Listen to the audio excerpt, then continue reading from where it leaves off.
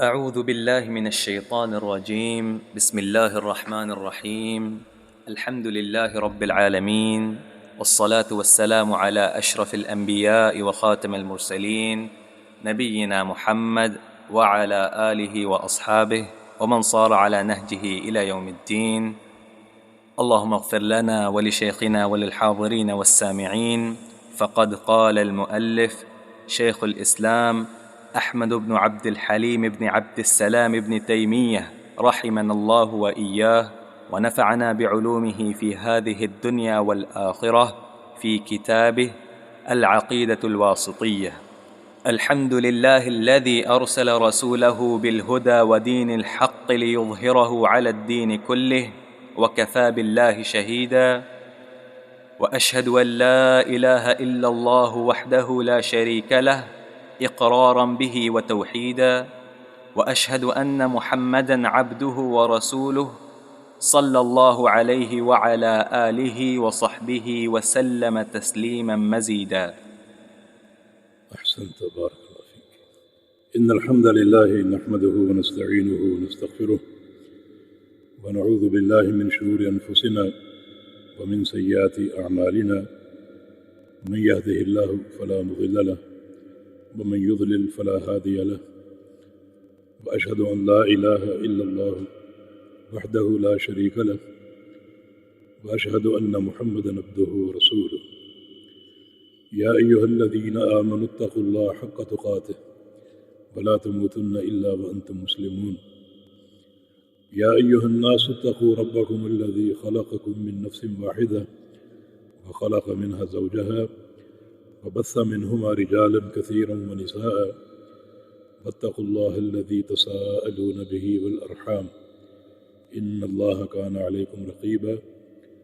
يا أيها الذين آمنوا اتقوا الله وقولوا قولا سديدا يصلح لكم أعمالكم ويغفر لكم ذنوبكم، ومن يطع الله ورسوله فقد فاز فوزا عظيما. اللهم صل على محمد وعلى آل محمد كما صليت على إبراهيم وعلى آل إبراهيم إنك حميد مجيد. اللهم بارك على محمد وعلى آل محمد كما باركت على إبراهيم وعلى آل إبراهيم إنك حميد مجيد. سبحانك لا علم لنا إلا ما علمتنا إنك أنت العليم الحكيم. عزیز القدر سامعین حضرات، بھائیوں اور بہنوں، کتاب کا آغاز اللہ تعالیٰ کی توفیق سے ہو چکا۔ یہ کتاب شیخ الاسلام ابن تیمیہ رحمہ اللہ کی کتاب ہے، جس کا نام العقیدۃ الواسطیہ۔ یہ نام اس لیے رکھا، ایک شہر ہے واسط، اس شہر کے کچھ احباب کی طرف سے تقاضا تھا کہ عقیدے پر ایک جامع رسالہ شیخ الاسلام لکھیں، بلکہ واسط کے ایک قاضی شیخ الاسلام کے پاس حاضر ہوئے اور اپنے اہل خانہ کی طرف سے عقیدے پر مشتمل کتاب جو مختصر اور جامع ہو لکھنے کا تقاضا کیا۔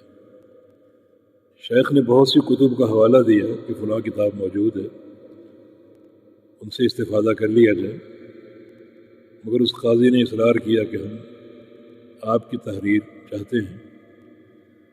تو پھر شیخ نے عصر کی نماز ادا کی اور لکھنا شروع کیا، اور یہ پورا رسالہ مغرب سے قبل مکمل کر لیا ایک ہی نشست میں۔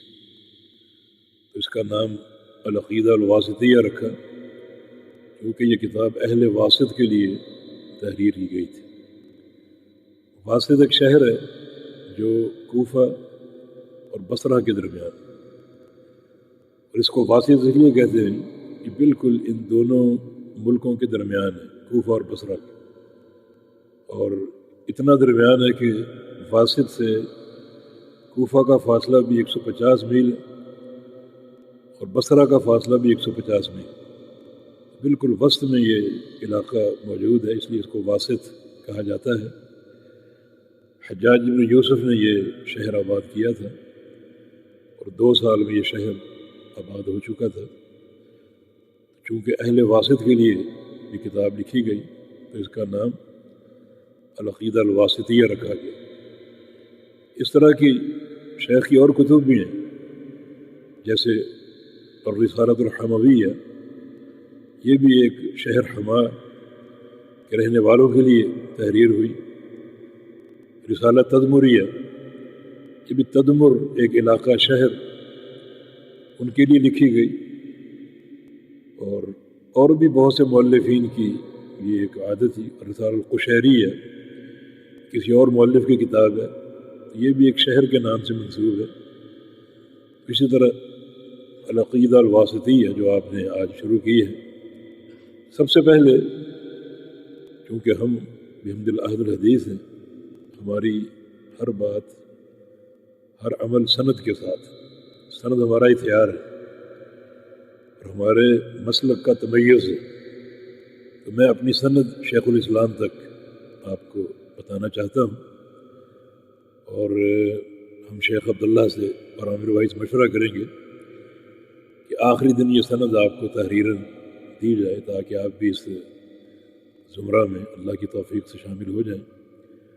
یہ بڑے شرف کی بات ہوگی انشاءاللہ، لیکن مشورہ کے بعد انشاءاللہ۔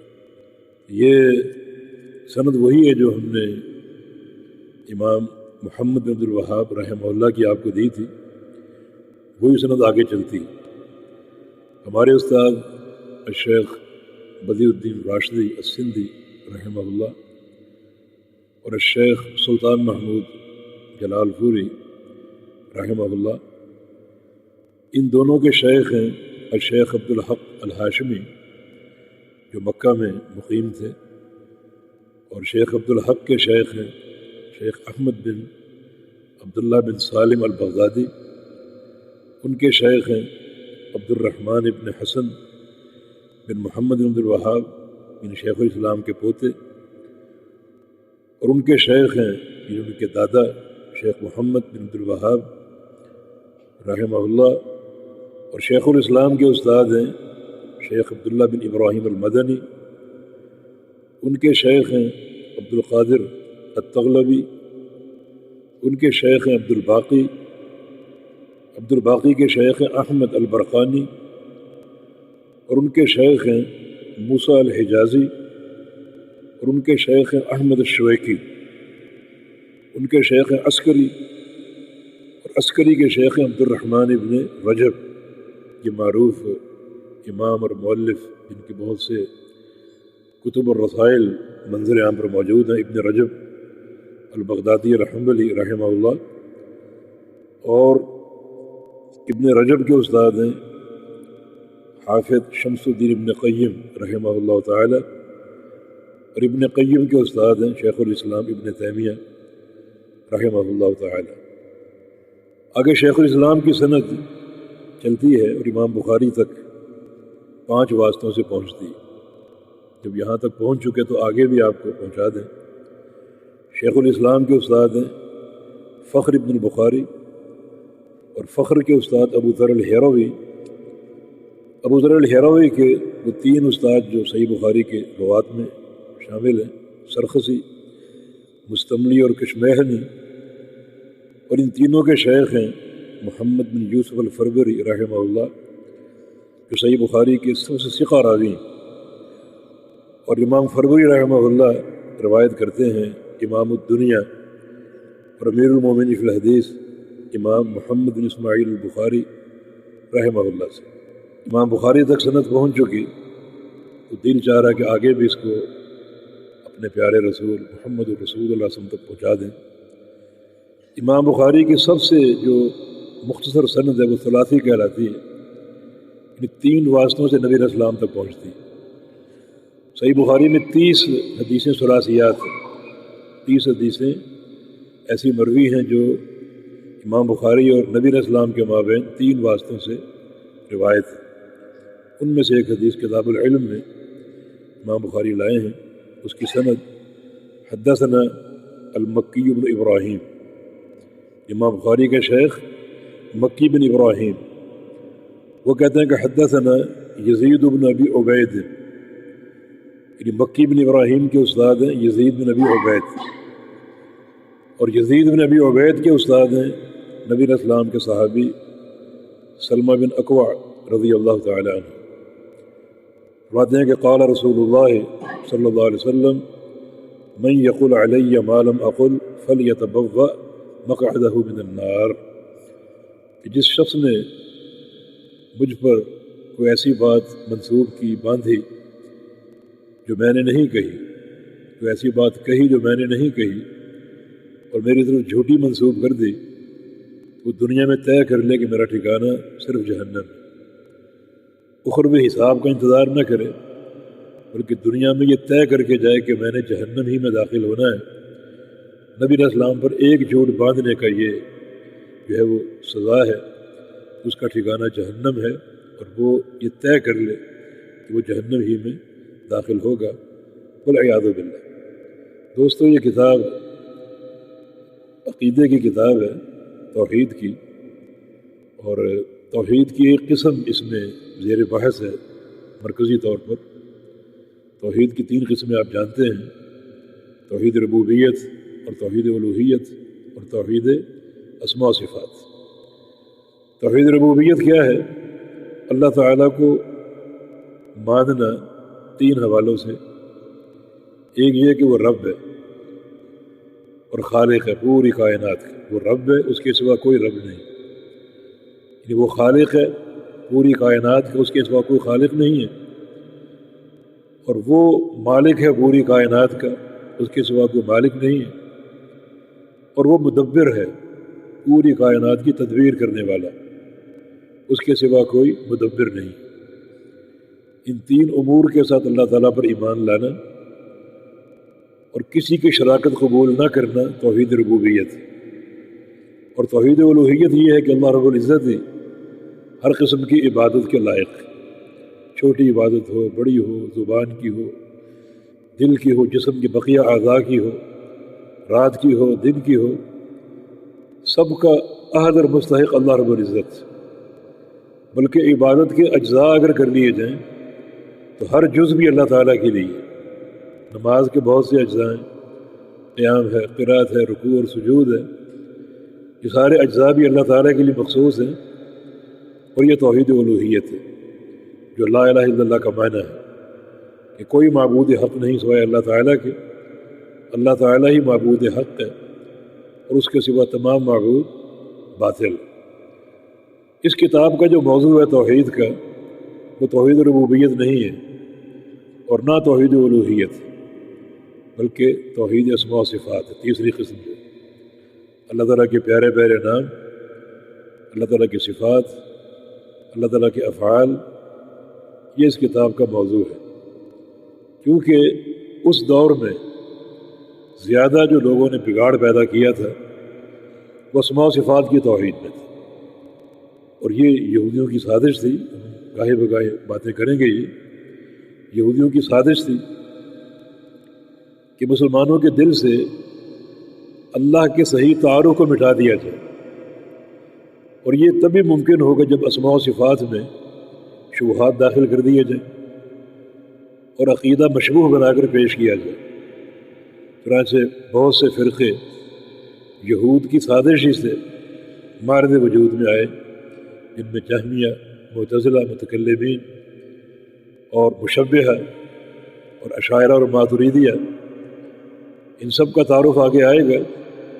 یہ فرقے مارد وجود میں آئے اور سب نے توحید میں بگاڑ پیدا کرنے کی کوشش کی، اور تعجب کی بات یہ کہ اپنے اس بگاڑ کو توحید کہا ہے۔ مشبہہ کی توحید تشبیہ ہے، جہمیہ کی توحید اللہ تعالیٰ کے ناموں کا انکار، معتزلہ کی توحید اللہ کی صفات کا انکار، اور اشاعرہ ماتریدیہ کی توحید اللہ تعالیٰ کے اسماء و صفات میں تعویل ہے، مرضی کی تعویل ہے۔ تو اپنے بگاڑ کو انہوں نے توحید کا نام دیا۔ یہ ایک بڑا ستم اور ظلم ہے، اور جو حقیقی توحید ہے جس کی انبیاء داعی ہیں، اس توحید سے صرف نظر ہے۔ امام بخاری رحمہ اللہ نے اپنی صحیح کے آخر میں کتاب توحید کا چیپٹر قائم کیا ہے، اس پر صحیح بخاری ختم ہوئی ہے۔ اس میں ایک باب لائے ہیں، باب دعاء النبی صلی اللہ علیہ وسلم امت الی التوحید، کہ رسول اللہ صلی اللہ علیہ وسلم کا اپنی امت کو توحید کی دعوت دینا۔ یہ بات تو بالکل واضح ہے، مگر امام بخاری کے اس ترجمے کا مقصد یہ ہے کہ اللہ کے پیارے پیغمبر توحید کی دعوت دے چکے، ربوبیت ہو، الوہیت ہو، اسماء و صفات ہو، لہذا توحید کے سارے قواعد اللہ کے پیارے پیغمبر بیان فرما چکے۔ اب نہ تو یہاں جہمیہ کے قواعد کی ضرورت ہے، نہ معتزلہ کی، نہ مشبہہ کی، نہ اشاعرہ ماتریدیہ کی، کسی کے قاعدے کی ضرورت اور حاجت نہیں ہے۔ نبی علیہ السلام اللہ تعالیٰ کے امر سے یہ کام کر چکے ہیں، اور یہ دین توحید ہے، اور اپنے تمام تر ضروری اصولوں کے ساتھ یہ توحید موجود ہے، آشکارا ہے۔ اور اللہ کے پیغمبر یہ بات فرما چکے کہ ترکتکم علی البیضاء لیلھا ونہارھا سواء، کہ میں تمہیں ایک واضح، روشن اور چمکدار راستے پر چھوڑ کر جا رہا ہوں، جس کی رات بھی دن کی طرح روشن ہے۔ اس منہج میں، اس رات میں، المحجۃ البیضاء میں، رات نامی کوئی چیز نہیں، کوئی ابہام نہیں، کوئی خفا نہیں، ہر چیز واضح ہے، روشن ہے، چمکدار ہے۔ کہ نبی علیہ السلام کی بات ارشاد فرما کر دنیا سے گئے، ہمارا عقیدہ بالکل واضح ہے، قواعد اس کے موجود ہیں، اللہ کے نبی پورے قواعد بیان کر چکے، انہی کی معرفت حقیقت میں توحید کی معرفت ہے۔ یہ بڑا اہم مضمون ہے، کیونکہ آج توحید میں بڑا بگاڑ آ چکا ہے، اور توحید اگر درست ہے، راسخ ہے، تو بندہ کامیاب ہو، اس کی عبادتیں قبول ہو۔ اور توحید میں اگر ایک سوئی کے ناکے کے برابر خلل ہے، کہ روزے، نمازیں، سجدے، رکوع، قیام، تہجد اور فرائض اور نوافل، حج اور عمرہ اور جہاد، اللہ تعالیٰ کوئی نیکی قبول نہیں کرے گا۔ اعمال صالحہ کی قبولیت کی بنیاد جو ہے وہ عقیدہ توحید، یہ اس کتاب کا موضوع ہے، اور انشاءاللہ ہم کوشش کریں کہ اس کو آسان الفاظ میں آپ کے سامنے پیش کریں۔ دراصل اسماء و صفات کی توحید کو مشکل یعنی سمجھا جاتا ہے، اور ہے بھی مشکل۔ طلاب جو مدارس میں جاتے ہیں وہ کئی سال اس عقیدے کو پڑھتے ہیں، اور پھر ان پر یہ باتیں واضح ہوتی ہیں، تو آپ کے لیے غالباً پہلا تجربہ ہوگا۔ تو ہم کوشش کریں گے کہ جو غامض چیزیں ہیں، گہرائی، ان میں نہ جائیں، لیکن آسانی سے کچھ قواعد آپ کے سامنے پیش کر دیے جائیں، تاکہ اس قسم کا ایک لب لباب آپ کے سامنے آ جائے، ایک صحیح تعارف آپ کے سامنے آ جائے، اور ایسا تعارف جو کم از کم ہمیں گمراہ ہونے سے بچا لے۔ کیونکہ اسماء و صفات کی توحید وہ توحید ہے جو چابی ہے، کنجی ہے پوری توحید کی۔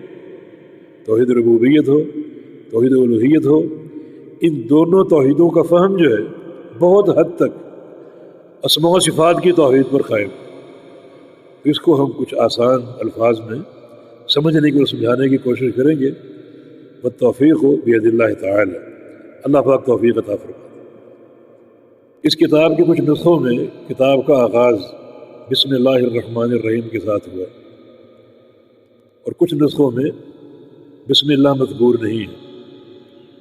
بسم اللہ الرحمن الرحیم سے کتاب کا آغاز یہ ہمارے سلف کا ایک فعل رہا ہے، اور ہونا بھی چاہیے، اور اس کے 3 اسباب ہیں۔ ایک تو یہ کہ کتاب اللہ کا آغاز بسم اللہ سے ہوا، تو اس میں کتاب اللہ کی اقتداء ہے، قرآن پاک کی۔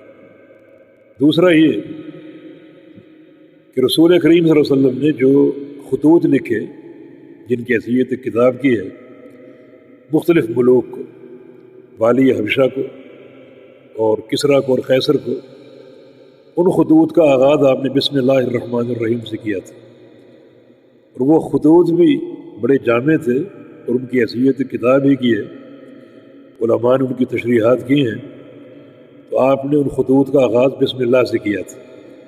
تو اس طرح اگر اپنی کتاب کا آغاز بسم اللہ سے کریں گے تو نبی علیہ السلام کی اتباع ہوگی اور آپ کی اقتداء ہوگی۔ اور تیسرا ایک حدیث بھی ہے رسول اللہ صلی اللہ علیہ وسلم کی، گو اسانید میں کچھ کلام ہے مگر ان احادیث کا مجموعہ انہیں قابل قبول بناتا ہے۔ نبی علیہ السلام کا ارشاد گرامی کہ کل امر ذی بال لا یبدأ بسم اللہ الرحمن الرحیم فہو اقطع فہو ابتر، کہ ہر اچھا کام، اہم کام، اس کا آغاز اگر بسم اللہ سے نہیں کرو گے تو برکت سے خالی ہو، بے برکتہ ہوگا۔ تو عمل کی برکت جو ہے، ہر عمل کی برکت کہ اس کا آغاز بسم اللہ سے کیا جائے، اسی لیے کھانے سے قبل بسم اللہ کی تاکید وارد ہے، حتیٰ کہ اگر آپ کھانے سے قبل بسم اللہ پڑھنا بھول گئے اور کھانے کے دوران یاد آ گئی تو آپ بسم اللہ اس وقت بھی پڑھ لیں، لیکن بسم اللہ اولہ و آخرہ، جس سے بسم اللہ کی اہمیت واضح ہوتی ہے۔ حدیث میں یہ بات موجود ہے کہ شیطان بندے کے ساتھ ہوتا ہے، جب اس کو کھانا پیش ہوتا ہے تو وہ دیکھتا ہے کہ بندہ کیسے کھاتا ہے، بسم اللہ پڑھ کر اگر وہ کھانا شروع کرتا ہے تو شیطان وہاں سے فرار اختیار کرتا ہے، بھاگ جاتا ہے کہ یہاں ہمارا کھانا موجود نہیں، ممکن نہیں۔ اور اگر بسم اللہ نہ پڑھے تو شیطان ساتھ شریک ہو جاتا ہے، تو مانا کھانے کی برکت ختم ہو جاتا ہے۔ تو بسم اللہ الرحمن الرحیم سے آغاز ہر عمل کی برکت کے لیے ضروری ہے۔